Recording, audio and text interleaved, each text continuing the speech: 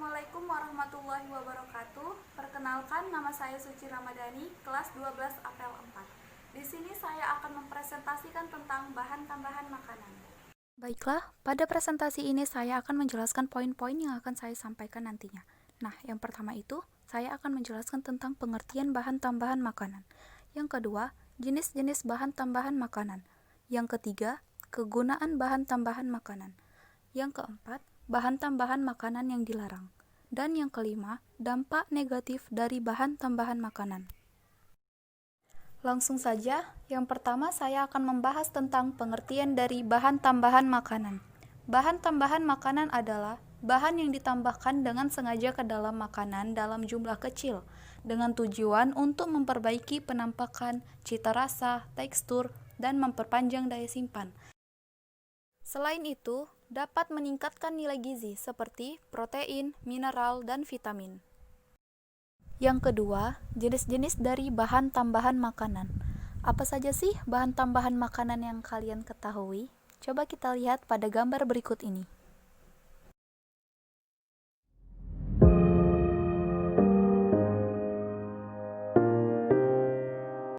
Nah, itu dia beberapa contoh jenis dari bahan tambahan makanan. Sekarang kita akan membahas jenis-jenis bahan tambahan makanan yang dapat digolongkan menjadi beberapa kelompok tertentu tergantung kegunaannya. Di antaranya yaitu yang pertama ada antibuih. Antibuih atau anti-foaming agent adalah bahan tambahan pangan untuk mencegah atau mengurangi pembentukan buih. Yang kedua, ada anti-kempal. Anti-kempal atau anti-caking agent adalah bahan tambahan pangan yang ditambahkan ke dalam serbuk atau granul untuk mencegah menggempalnya produk pangan, sehingga mudah dikemas, ditransport, dan dikonsumsi. Ketiga, antioksidan. Antioksidan adalah bahan tambahan pangan untuk mencegah atau menghambat kerusakan pangan akibat oksidasi. Ini merupakan molekul yang mampu memperlambat atau mencegah proses oksidasi molekul lain. Yang keempat, pemanis. Pemanis adalah bahan tambahan pangan yang memberikan rasa manis pada produk pangan dan digolongkan menjadi dua jenis, yaitu pemanis alami dan pemanis buatan. Yang kelima, pengawet. Pengawet adalah bahan tambahan pangan untuk mencegah atau menghambat fermentasi, pengasaman, penguraian, dan perusakan lainnya terhadap pangan yang disebabkan oleh mikroorganisme lain. Keenam, pengembang. Pengembang atau rising agent adalah bahan tambahan pangan berupa senyawa tunggal atau campuran untuk melepaskan gas sehingga meningkatkan volume adonan. Yang ketujuh, pengental. Bahan tambahan pangan ini berguna untuk menstabilkan atau mengentalkan makanan yang dicampur dengan air, sehingga membentuk kekentalan tertentu. Yang kedelapan, penguat rasa. Penguat rasa ialah bahan tambahan pangan untuk memperkuat atau memodifikasi rasa dan aroma yang telah ada dalam bahan pangan tanpa memberikan rasa atau aroma yang baru. Yang kesembilan, pewarna. Pewarna adalah bahan tambahan pangan berupa pewarna alami dan sintetis, yang ketika ditambahkan atau diaplikasikan pada pangan mampu memberikan atau memperbaiki warna. Dan yang terakhir ialah pengeras.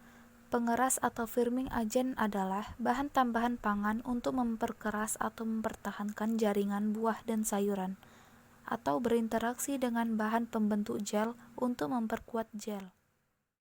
Selanjutnya, kegunaan dari bahan tambahan makanan.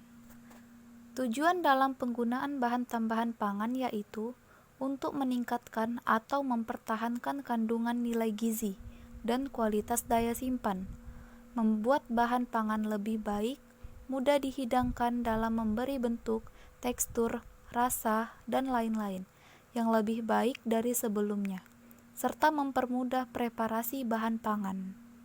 Dan secara umum, bisa dibilang, kegunaan dari bahan tambahan makanan adalah mengawetkan pangan, membentuk pangan, memberi warna, meningkatkan kualitas pangan, serta menghemat biaya. Keempat, bahan tambahan makanan yang dilarang.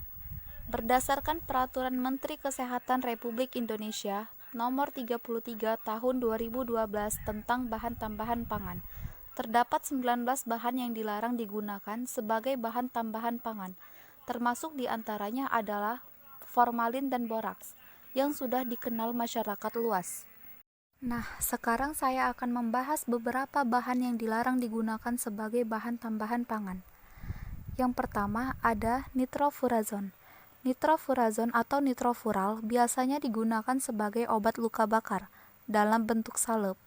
Akan tetapi, bahan ini dapat disalahgunakan sebagai pengawet daging unggas, produk makanan laut, pakan hewan, dan madu karena sifat antibakterinya.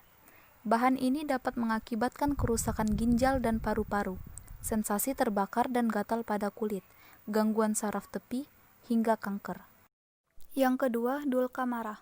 Dulcamara atau dikenal dengan bittersweet nightshade adalah tanaman yang digunakan untuk mengobati eksem kronis. Dapat digunakan sebagai pengawet karena efek antibakterinya. Pada dulcamara dapat menyebabkan keracunan, kelumpuhan sistem saraf pusat, hingga kematian. Penyalahgunaan dulcamara sebagai pengawet dapat ditemukan pada selai dan kue pie. Ketiga, dulsin. Dulsin adalah pemanis buatan dengan daya manis 250 kali dari daya manis sukrosa. Hasil percobaan pada hewan menunjukkan bahwa dulsin dapat menyebabkan kanker. Yang keempat, kalium bromat. Kalium bromat penggunaannya dalam makanan dan minuman dapat membahayakan kesehatan karena bersifat karsinogenik. Yang kelima, nitrobenzena. Nitrobenzena lazim digunakan di laboratorium sebagai pelarut dan di industri besar sebagai bahan produksi anilin. Akan tetapi, baunya yang menyerupai bau almond membuat bahan ini rawan disalahgunakan sebagai perisai pada produk olahan susu, madu, dan daging sapi. Efek bahan ini beragam pada tubuh, mulai dari mual, muntah, sakit kepala, anemia, koma, hingga kematian. Yang keenam, asam antranilat. Asam antranilat awalnya memang berguna sebagai perisai makanan. Namun, sifat karsinogeniknya menyebabkan bahan ini dilarang digunakan sebagai bahan tambahan pangan di sejumlah negara, termasuk di Indonesia. Seperti yang sudah dijelaskan, bahan ini dapat mengakibatkan kanker hati, ginjal, pankreas, dan paru-paru pada manusia. Baunya yang menyerupai buah-buahan berpotensi disalahgunakan sebagai perisai pada permen, roti, dan minuman berperisa. Yang ketujuh, biji tonka. Biji tonka dikenal sebagai biji yang mempunyai bau khas seperti campuran kayu manis, vanila, dan almond, sehingga awalnya digunakan sebagai perisai makanan. Akan tetapi, sifatnya yang beracun dan efek iritasinya pada saluran pernafasan, kulit, dan mata mengakibatkan penggunaan bahan ini dilarang di Indonesia dan beberapa negara lain. Penyalahgunaan bahan ini dapat ditemukan sebagai perisai pada makanan penutup seperti es krim dan coklat. Dan yang terakhir, auramin. Berdasarkan kajian epidemiologi pada manusia, menunjukkan bahwa zat warna auramin dapat meningkatkan resiko kanker kandung kemih dan prostat. Selanjutnya, dampak negatif dari bahan tambahan makanan.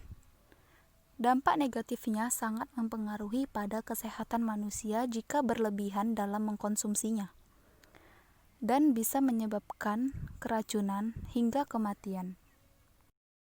Dan jika Anda terlalu sering mengkonsumsi makanan berpengawet, khususnya pengawet buatan, maka Anda akan mengalami gejala berikut. Yang pertama, gangguan pernapasan. Terlalu banyak makan makanan berpengawet juga diketahui dapat berpengaruh terhadap pernapasan. Bagi Anda yang memiliki asma, konsumsi makanan berpengawet yang tidak wajar dapat memicu asma kambuh. Timbulnya infeksi juga mungkin terjadi akibat konsumsi bahan pengawet tertentu. Yang kedua, gangguan jantung. Bahan pengawet ternyata juga dapat melemahkan fungsi jantung dengan mengganggu jaringan di sekitarnya.